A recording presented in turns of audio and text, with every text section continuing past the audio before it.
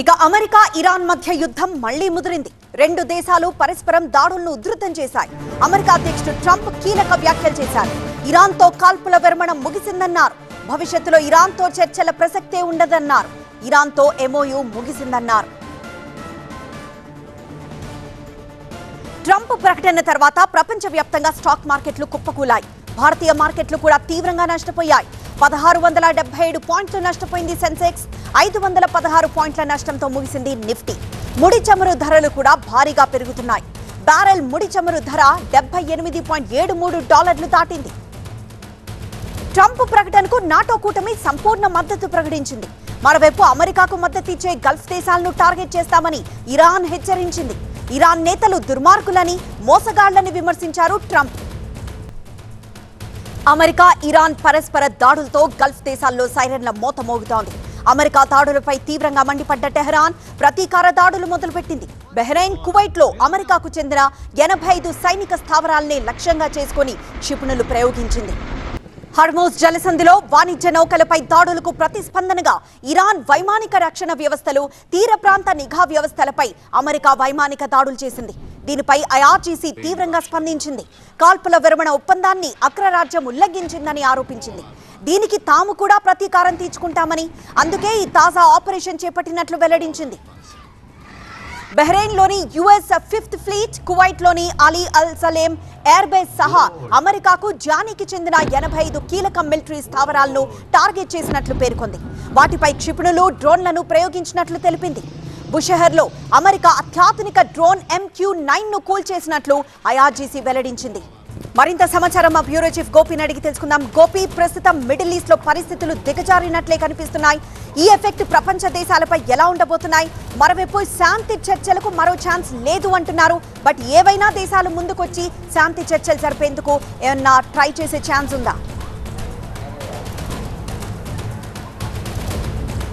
ప్రస్తుతం శాంతి చర్చల దిశగా ముందుకెళ్లే పరిస్థితులు అయితే కనిపించట్లేదు. ఎందుకంటే అమెరికా అధ్యక్షుడు డొనాల్డ్ ట్రంప్ టర్కీలో జరుగుతున్న నాటో సమావేశంలో తాత్కాలిక కాల్పుల విరమణ ఒప్పందం ఇక ముగిసిపోయింది.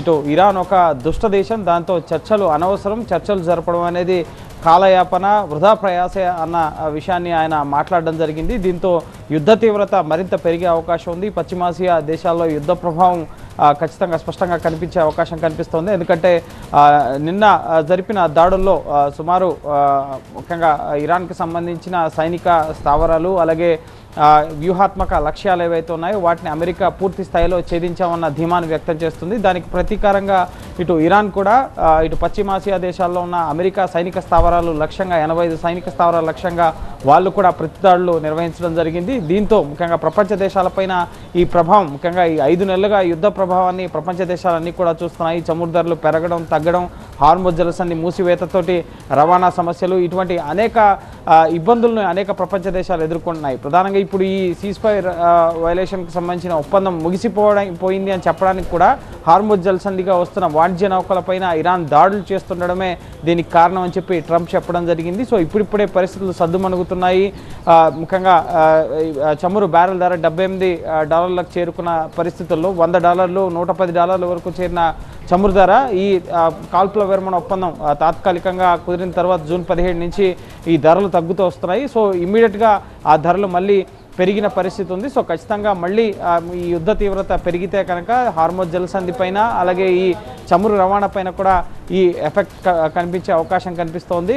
ఇటు ఇండియా పైన కూడా దీని ప్రభావం ఉండే అవకాశం ఉంది. సో భారత్ కూడా పశ్చిమాసియా దేశాల్లో పరిస్థితులను నిశ్చితంగా పరిశీలిస్తాయి. మరోపక్క గతంలో పాకిస్తాన్ చేసిన శాంతి చర్చలు అనేవి విఫలమయ్యాయి. సో మరోసారి శాంతి దిశగా ఆలోచన చేసే దిశగా అయితే ట్రంప్ ముఖ్యంగా ఆలోచించడం లేదు. ఖచ్చితంగా తీవ్రమైన దాడులు చేసే దిశగానే తమ ప్రయత్నాలు ఉంటాయన్న సంకేతాలు ఇస్తున్నారు. సో చూడాలి ఈ పశ్చిమాసియా యుద్ధ పరిస్థితులు, ఇరాన్ అమెరికా యుద్ధం ఇంకా ఎటువంటి తీవ్ర పరిణామాలకు దారితీస్తుందనేది.